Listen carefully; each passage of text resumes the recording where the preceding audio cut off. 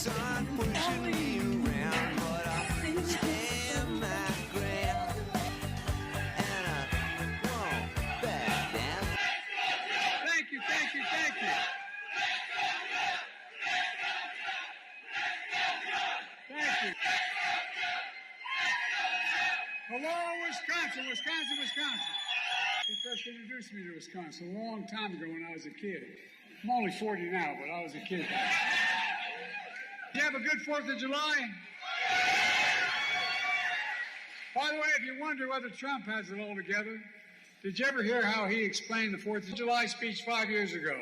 He said, George Washington's army won the revolution by taking control of the airports from the British. To talk about me misspeaking. Airports and the British in 1776? It's true, he is a stable genius, this man. My friends, I'm in Wisconsin for one reason. Because we're going to win Wisconsin. You know the reason. We're going to do it because of you all in this room to start with. But we're going to stand up for women in America. We're going to restore Roe v. Wade, the law of the land. We're going to stand up for the right to vote again. We're going to fight for Medicare and Social Security and child care, elder care, paid leave, and expanding health care for everyone. Not just. Look, we're going to protect our children from getting weapons of war off our streets. That's what we're going to do. The idea that more children die from gunshot wounds in America is so wrong. It's sick. We're going to keep confronting climate change. The most important, we're going to save our democracy. You probably heard we had a little debate last week. Can't say it was my best performance. But ever since then, there's been a lot of speculation. What's Joe going to do? Is he going to stay in the race? Is he going to drop out? What's he going to do? Well, here's my answer. I am running and going to win again.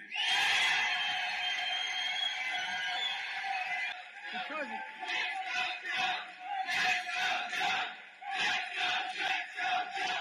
I'm the sitting president of the United States of America in no small part because of you. It's partly because millions of Democrats like you just voted for me in primaries all across America. And despite that some folks don't seem to care who you voted for, well, guess what? They're trying to push me out of the race. Well, let me say this as clearly as I can. I'm staying in the race. I'll beat Donald Trump. I will beat him again in 2024. I learned long ago, when you get knocked down, you get back up. I'm not letting one 90-minute debate wipe out 3.5 years of work. I and you are not finished yet. And you probably also noticed a lot of discussion about my age. I know I look 40. I keep seeing all those stories about I'm being too old. I wasn't too old to create over 15 million new jobs. To make sure 21 million Americans are insured under the Affordable Care Act. To beat Big Pharma, the first one ever to do that. Was I too old to relieve student debt for nearly 5 million Americans and grow the economy? Too old to put the first black woman on the Supreme Court of the United States of America? Sign the Respect for Marriage Act?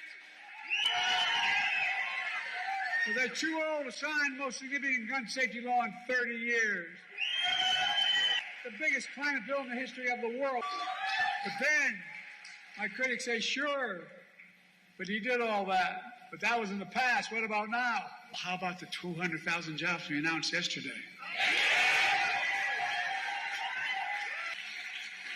I want a country where women have a right to make their own health care decisions.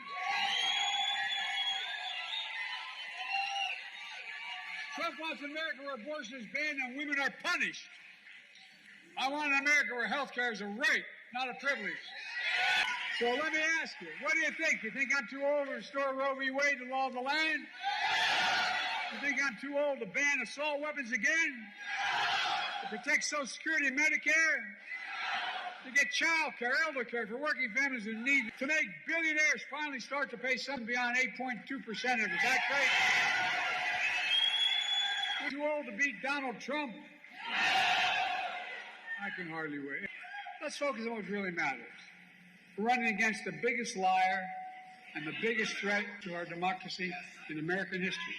Trump is a convicted felon, found guilty, 34 felonies, trying to hide hush money payments to a porn star. Another jury found Trump sexually assaulted a woman in a public place and has been fined $90 million. For so-called great businessman owes over $400 million in fines after being convicted criminal. He's a one-man crime wave. Over 150 presidential historians voted him the worst president in American history. He has the morals of an alley cat. He lies about the economy. He's one of only 2 American presidents who left office with fewer jobs than when he came into office. You know who the other one was? Herbert Hoover. Fact. That's why I call him Donald Herbert Hoover Trump. He lies about the pandemic he totally botched. The truth is, over 1 million people went on to die. He told us what? To inject bleach in our arm. It wasn't serious. He lied about how great he was for veterans in his administration. The truth, I have trouble saying this because my son died as a consequence of Iraq. Who gave their lives, he called them, quote, suckers and losers. I'll be damned. I'm glad I would talk about my son that way. So I had thousands to attack the Capitol. We saw police being attacked, the Capitol being ransacked, the mob hunting for Nancy Pelosi. Gallows set up to hang Mike Pence. Let me ask you something. After what Trump did on January 6th, why would anyone ever let him be near the Oval Office again? Our Marine General, his own former chief of staff was with him, and he told us that's what he said, including the former secretaries of defense and even his own vice president. They refused to endorse him. Says a lot about who Trump is and says a lot about what he isn't. The issue of this election is, what kind of America do we want to be? What kind of America do we want to be?